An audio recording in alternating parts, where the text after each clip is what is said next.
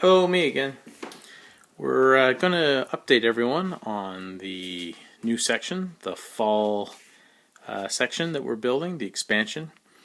And what I wanted to take everyone through was a couple of items of to note. You can see that the mountain has been fully covered over now with plaster cloth, and I've actually started to cover the plaster cloth with the drywall compound that you see there in the tub. So that's just taking out big gobs of it, spooning it on, and sculpting it over top of the plaster cloth. And the whole mountain will be covered with that all the way across. That way, it gives it the contours that you want, and it kind of sets it up for painting. The other thing I wanted to mention was certain sections of the mountain over here on the left. We're done using a new technique that I learned, and I want to give full credit to a fellow YouTuber, Big Al Mayo from Monster Train on YouTube. And what he uses, instead of the newspaper between the gaps of the foam blocks that I've shown in other videos as my technique, Big Al, he likes to use a product called Great Stuff. What this is basically, it's a can of spray foam. Window and door is his favorite. And what this is, when you spray it out, it sprays out in a thin stream, but then it swells up and then it hardens to a very hard foam that you can cut and sculpt. So what I did is, instead of using newspaper in the gaps like I've done in other videos, I actually sprayed it within this section over here and up here. Sprayed it in between the gaps and then covered it over with the plaster cloth after the fact. And it's given it shape and contour that you can see. You can see the rounded formations, etc. So I think it does a pretty good job. Now, I'm not too sure about building an entire mountain out of it, and I definitely like using the plaster cloth, but I can definitely see the value of spraying it in and using it as a gap filler and giving shape to your mountain range, when you're building it. So what I'm going to do is I'm going to continue with the drywall compound.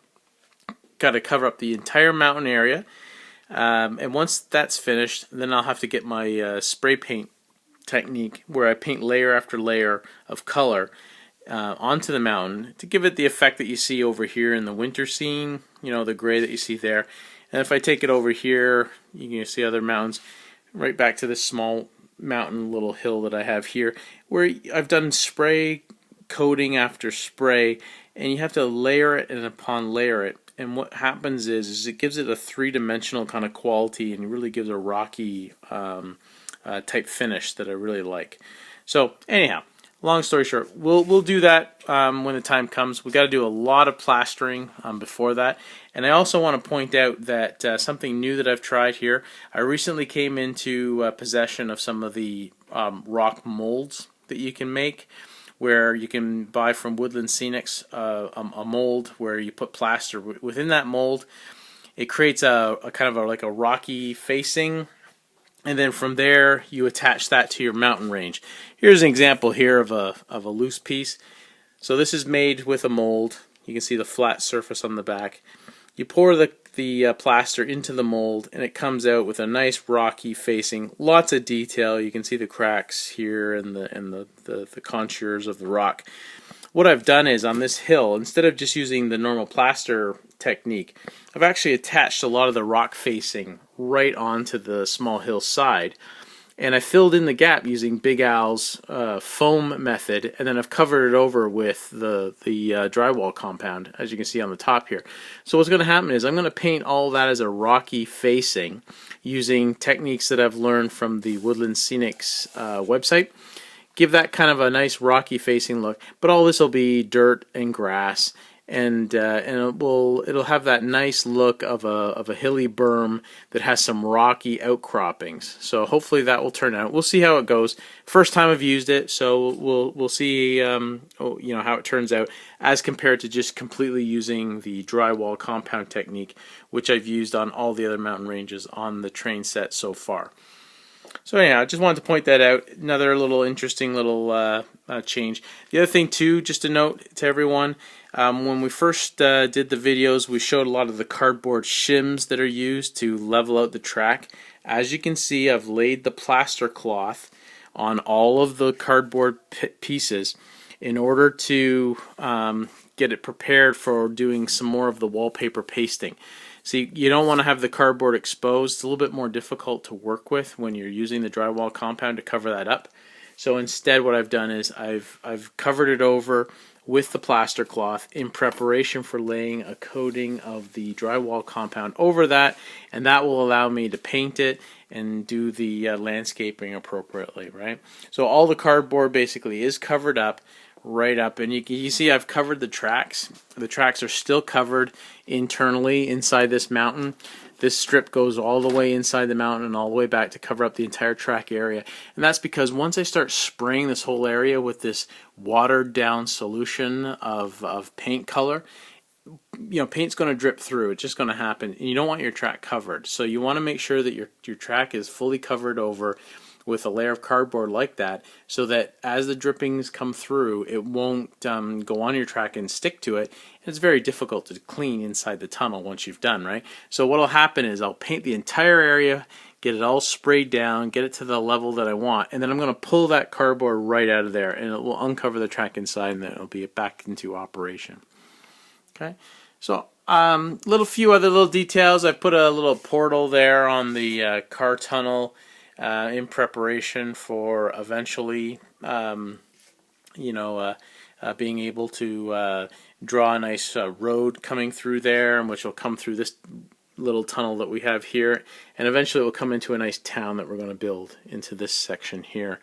And as you can see from the portal perspective, I've glued on a covering on the top so that when I pull this out, right, I can paint up the entire thing, put some rocky outcroppings on it, etc., and then we can just plug that portal covering back in there, and it will fit underneath. It won't really have any kind of gaps, so it's a nice snug fit. Same kind of thing will be done over there, and of course we have to still work on the tunnel formation over there. Where you see this flat part that's up against the wall, as you can see, there's some other castings that I came into ownership of at a local train show. And as you can see, these brick retaining walls, we're going to put these right in there, right across, just to kind of make it look like the Rocky Mountain was blasted and then a retaining wall was built to kind of keep that area flat so the track would be free of rubble and rock and allow the train to go through the tunnel. Okay, so that's where we are at the moment. So everything is covered and basically ready for further plastering. We've plastered a little bit, and as you can see from that section, you can see already what the drywall compound looks like, giving it lots of great contours and ridges. And we're going to work our way over, and there you can see the plaster cloth, which has been not touched as of yet. That all has to be covered over. So we'll work our way over. We'll do the entire thing. You got to let it dry for about 24 to 48 hours to let it cure and harden. And then once that's done, then you can start to do the paint application. So what we'll do then for the rest of the time, we're going to cover all this up, and then the next video you'll see will be the paint. And we'll mix up some paint, and we'll start spraying it on, and it'll give you an idea of the color and the fact that you have to do multiple layers over and over again, because you want to give the rock that look, that depth, that coloration like I have over here, where's a great example where you can really see that it's a rocky color. It's not a flat gray. Has a lot of three-dimensional elements to it, and then of course all the highlighting that you do after the fact to really give that rock the pop. And then after that you put the ground cover, the grassy, the moss, all of the type of scenery that a normal mountain will have. Same thing we did over here with the larger mountains, where we of course covered up the winter scene with snow, but still the main basic principle applies, where you did layer after layer of paint, the kind of like a wash approach to really bring out a three-dimensional depth quality to the rocky facing, so that's not just a flat paint job. Okay, so anyhow, with that, I will continue the job, and we'll do another video shortly, which will get into more of the paint schemes. Okay, so with that, I will talk to you later.